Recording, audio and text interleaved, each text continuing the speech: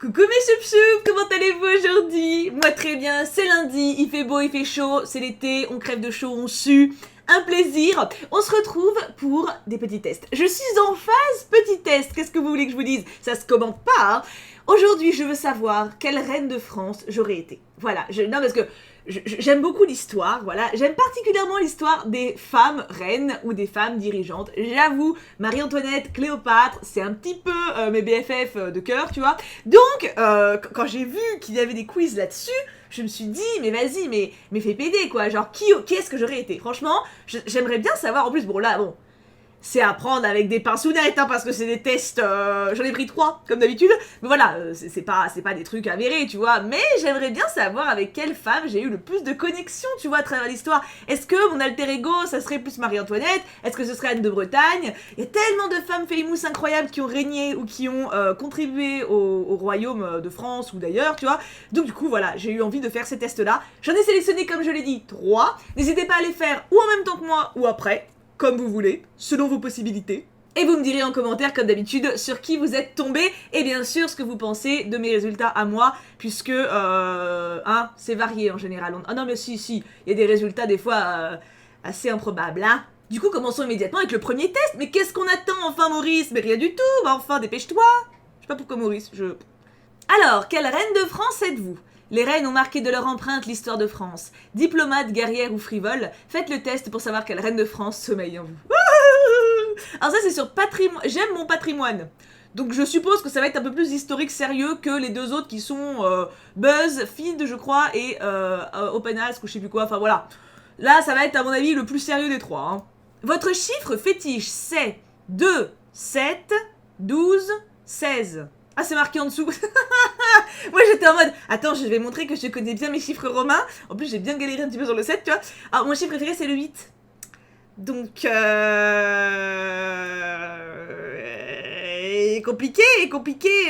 Bah je dirais le 7 pour les 7 péchés capitaux, c'est stylé. Après si on part en termes de roi, bah il y a Louis XVI, mais c'est cheaté si je parle là-dessus, parce que Louis XVI forcément ça va me lier à Marie-Antoinette un petit peu, tu vois. Mais en vrai, quoique en vrai le chiffre 16 il est cool.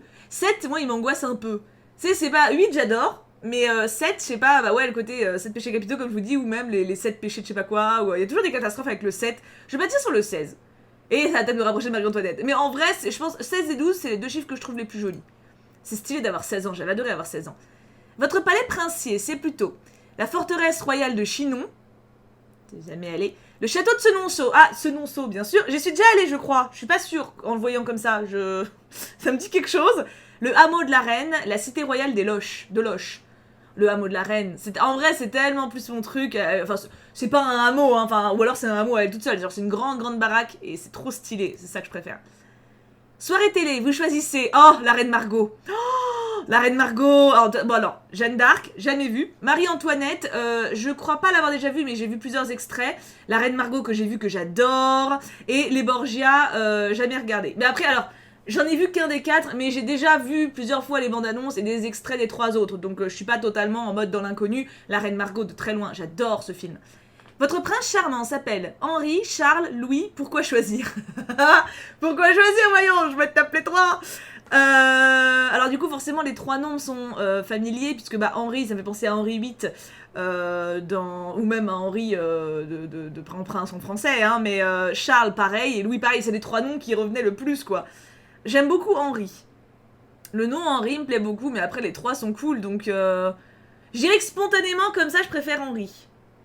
Genre, imagine, je vois 3 gars de dos, on me dit « Ah tiens, il y a Henri, il y a Charles et la Louis, lequel tu vas voir ?» C'est Henri qui m'attire le plus. Mais ça vient, tu sais d'où ça vient? C'est affreux comment je suis conditionnée. Ça vient de Cendrillon, le remake. Il s'appelle Henri, le prince, je crois. Si je dis pas de conneries. Du coup, ça vient de là, je crois. Bon, donc Henri, hein. Pour vos vacances d'été, direction Florence, Naples, Vienne ou Innsbruck. Oh, Innsbruck, c'est en Autriche, c'est tellement stylé. Mais Vienne, c'est tellement stylé, mais il y a du monde. Naples, il fait trop chaud. Florence, c'est stylé. Ah, Florence. Florence ou Innsbruck? Innsbruck, c'est là où il y avait Sissi. J'ai jamais pu y aller encore. J'ai jamais pu y aller. Oui, c'est ça se dit, je sais plus. Je n'ai jamais pu y aller. Oh, si, c'est bon, j'avais juste oublié une apostrophe. Donc, je n'ai jamais pu y aller et j'ai tellement envie de visiter. Ça a un petit peu le côté de ma région actuelle. Je suis à Grenoble. Il y a des montagnes partout, c'est très campagne. Ah, c'est Innsbruck qui m'attire le plus. Clairement. Votre temps libre, vous le passez à faire la fête, refaire le monde avec vos amis, profiter de la campagne, visiter des châteaux. J'adore visiter des châteaux. Mais là, ça fait longtemps. Je peux pas dire que je passe mon temps libre à ça. Faut que j'imagine, tu vois. Bah, ça serait profiter de la campagne. C'est clairement ce à quoi j'aspire le plus en ce moment, tu vois.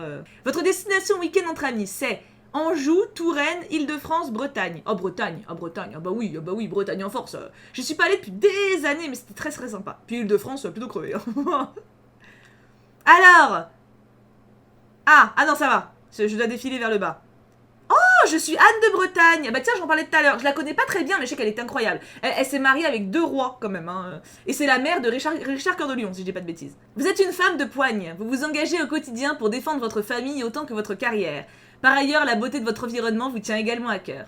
Vivez l'expérience du règne de France à la forteresse royale de Chinon à travers ses expositions. Bon, ça, c'est la petite pub. Oh, c'est cool! Franchement, Anne de Bretagne, c'est stylé. Je vous dis, elle a été... Enfin, c'était vraiment une femme ouf pour l'époque. Elle a fait plein de trucs. Elle a été... Voilà, elle a épousé 2 rois. Elle a divorcé du premier parce qu'il le gonflait. Non, franchement, c'était une meuf... Ah, je suis contente.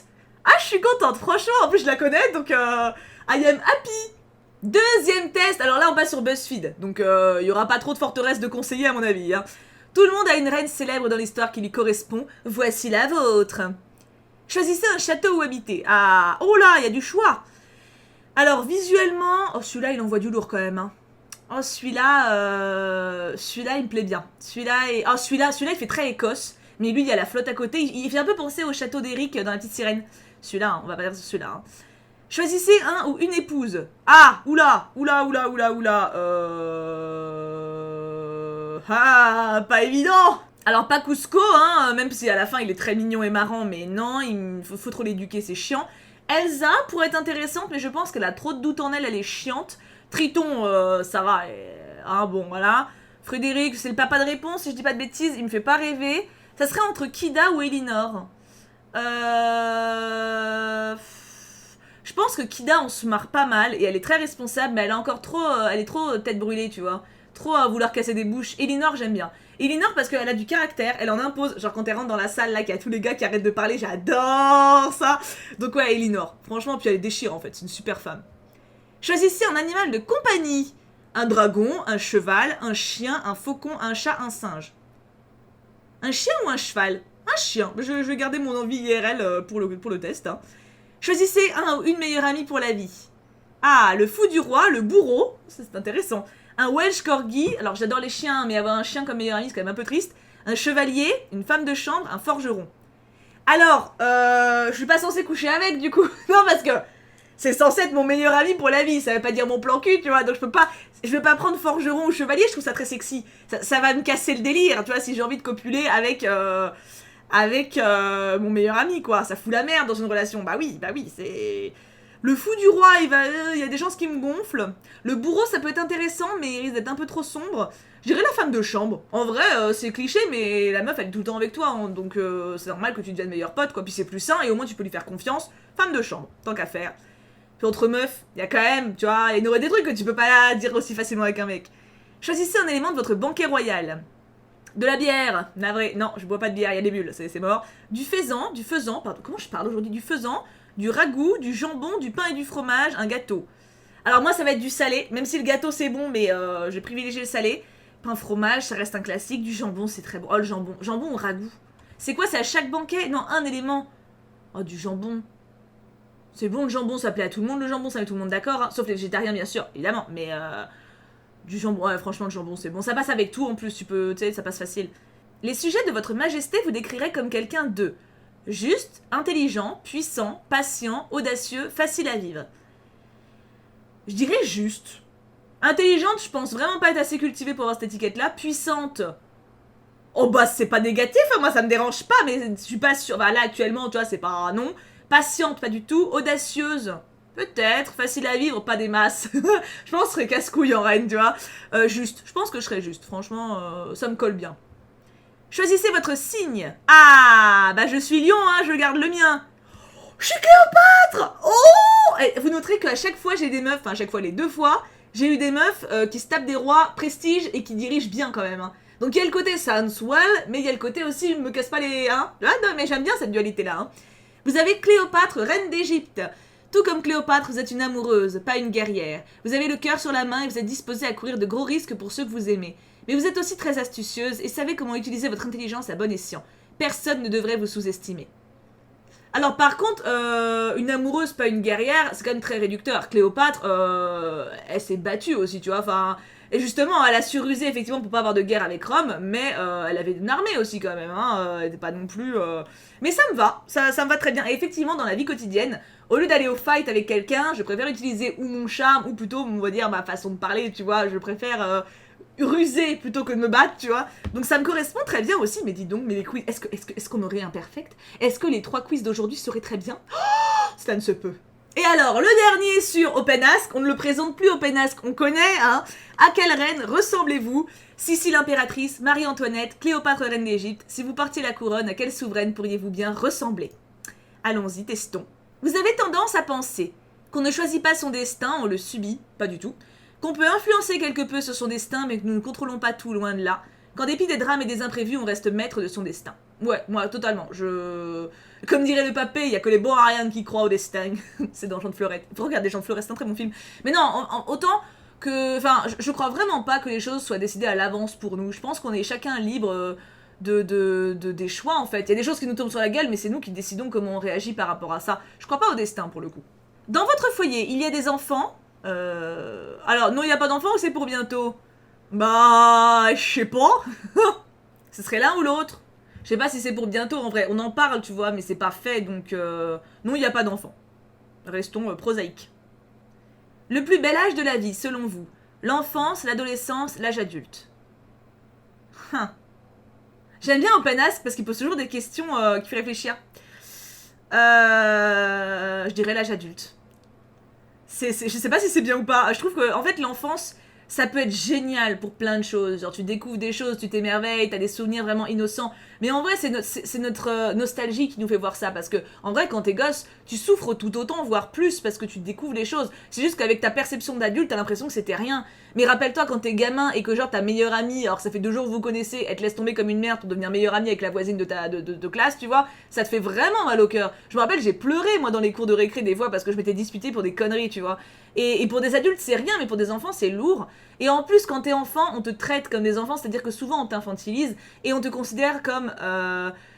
Des fois, t'existes pas, tu sais. Alors moi, j'ai eu de la chance d'avoir des parents respectueux, mais j'ai tellement vu ça dans les gamins dont je me suis occupée. Les parents qui parlent devant le gosse comme s'il était pas là, genre « Oh, de toute façon, il écoute rien, il est con. » Ça, c'est très pénible. Et je pense qu'en plus, comme les enfants sont extrêmement malins, extrêmement intuitifs, ils le cernent d'autant plus, et ça doit être d'autant plus difficile à porter, et ça crée des traumas une fois adulte. Donc, en fait, une fois adulte, c'est le moment où tu peux faire tes choix, et assumer ta vie, et faire ce qui te plaît, et puis tu t'épanouis, t'as du recul. Enfin, l'âge adulte, franchement, je pense que c'est le meilleur. Ah, beaucoup idéalisent l'enfance quand même. Hein. Au cinéma, vous choisissez plutôt un film d'aventure ou d'action, un drame psychologique ou une histoire vécue, une comédie romantique ou un dessin animé. Ça me chafouine qu'ils mettent comédie romantique avec dessin animé parce que je déteste les comédies romantiques et j'adore les dessins animés, donc je dirais... en fait, je fais les 3. Peut-être pas trop ça parce que ça me fait bader très vite. Bon, je dirais ça, allez, comédie romantique ou dessin animé. Je préfère aller voir des trucs légers de manière générale, mais en vrai, je vais voir les 3. Votre animal préféré, cheval, chien ou chat? Toujours chien. Votre objectif premier a toujours été de fonder une famille, de réussir votre vie, de rester libre. Ça, c'est une bonne question. Ça, c'est une très bonne question. Alors, pas de fonder une famille, mais de me sentir en famille. C'est pas forcément la même chose. Donc ça en fait partie. De réussir ma vie, oui, selon mes idées à moi, genre le côté, genre être satisfait des choix que t'as fait, être fier de toi, oui. Et rester libre aussi. Libre, pas dans le sens, pas en couple, parce que là, forcément, moi, ça fait 11 pistes que je suis avec mon chéri, donc voilà. Mais de rester libre par rapport à tes choix, par rapport à tes valeurs, par rapport aux exigences qu'on peut t'imposer. Je dirais de réussir ma vie, mais je sais pas ce qui s'appelle réussir, en fait. Si c'est professionnellement ou pas, c'est pas ça, tu vois. C'est vraiment un mélange des 3. Je dirais de rester libre quand même en termes de mentalité. Quand même. L'élément qui vous attire le plus, l'eau, le feu ou l'air? Le feu. Même si c'est un de ceux qui m'effraie le plus, mais c'est celui qui m'attire le plus aussi. Clairement. Vous reconnaissez volontiers que vous savez jouer de votre charme pour parvenir à vos fins, que vous êtes parfois un peu frivole, que vous avez du mal à tenir en place. Alors j'ai aucun mal à tenir en place, enfin ça dépend. Mais en gros, moi si tu me dis, vas-y aujourd'hui, bon, faut que je puisse, mais genre, tu peux t'offrir une journée off, tu fais rien, tu lis toute la journée, au bord d'une plage ou au bord d'une petite rivière, je le fais, ça, mais je savoure ces moments-là, mais avec tellement d'amour, mais genre j'en ai tellement peu en fait, c'est moi qui ai du mal à lâcher prise en fait. Donc tenir en place, une fois que je peux, j'y tiens. Frivole, pas du tout, j'adore le charme, j'adore jouer un petit peu, mais bah voilà, encore une fois, ça fait 11 ans que je suis en couple, je suis jamais allée voir ailleurs. Je pense que ça veut dire ce que ça veut dire.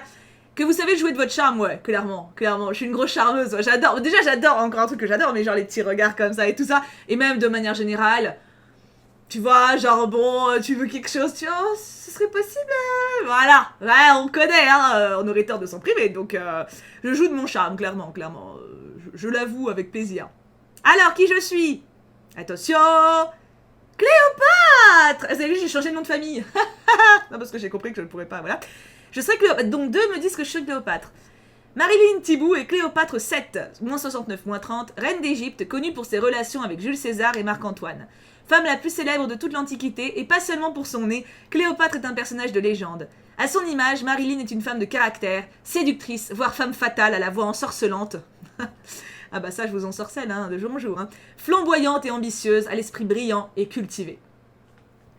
Franchement, alors moi je suis pas très fan de leur façon de résumer Cléopâtre parce qu'elle est souvent décrite par rapport à ses relations avec ses mecs, donc César et Marc-Antoine, et à juste titre, hein, parce que ça lui a permis de faire de grandes choses politiquement parlant, puis c'était quand même pas n'importe quel Jean-Jacques non plus, mais elle a fait beaucoup de choses en tant que femme seule, en tant que dirigeante d'Égypte, hein. Elle a fait beaucoup de réformes sociales, elle a imposé les nobles, elle s'est occupée de son peuple, elle s'est vraiment intéressée à son peuple, c'était une grande femme, hein, vraiment, donc je trouve ça un peu dommage à chaque fois qu'elle soit résumée au mec qu'elle s'est pécho, mais bon, on commande pas. Mais je suis super contente en fait. Deux Cléopâtre et une Anne de Bretagne, ça me correspond bien en vrai. Je pense que ça me correspond bien parce que j'ai ce côté, je pense je suis quelqu'un, enfin, ce qu'on appelle une femme forte, tu vois, dans le sens où je me laisse pas faire, ou j'ai une grande bouche aussi, tu vois, je sais m'en servir, et on sort pas ça de son contexte, bande de dégueulasses. Mais voilà, c'est vrai que j'aime aussi, la présence masculine, tu vois, je pense que si j'étais encore seule, je me ferais plaisir aussi de ce côté-là, même avec le Cux, voilà, on est très harmonieux, tout ça, donc l'amour a une grande place dans ma vie aussi, la sexualité aussi d'ailleurs, hein, et je pense que c'est vraiment des personnalités, ouais, je me sens proche d'elles en tout cas par rapport aux choix qu'elles ont fait et c'est un honneur, tu vois, d'être comparée à elles, même dans des tests un peu à la concon, tu vois. Mais du coup, je suis super contente et j'ai trouvé ça très instructif. Du coup, n'hésitez pas à me dire en commentaire, comme je vous l'ai dit au début, vous, sur qui vous êtes tombé, quelle grande reine seriez-vous, ou roi, mais y a pas de roi là. Si vous êtes des hommes, il faudra accepter le changement de genre. Enfin bon, on s'en fout, hein. C'est une petite personnalité qui compte, tu vois. Et dites-moi donc vous, sur qui vous êtes tombé, voilà. Et est-ce que vous pensez que ça me va bien? Est-ce que vous pensez que je serai une bonne Cléopâtre ou une bonne Anne de Bretagne? Si vous connaissez pas Anne de Bretagne, d'ailleurs, renseignez-vous un petit peu parce que c'était vraiment une sacrée bonne femme, comme qui dirait. Du coup, mes bouchons, je vous laisse là. On se retrouve très vite, ou pour un stream, ou pour une vidéo. Je vous fais plein de bisous. Et bien sûr, on n'oublie pas, pouka pouka pouka.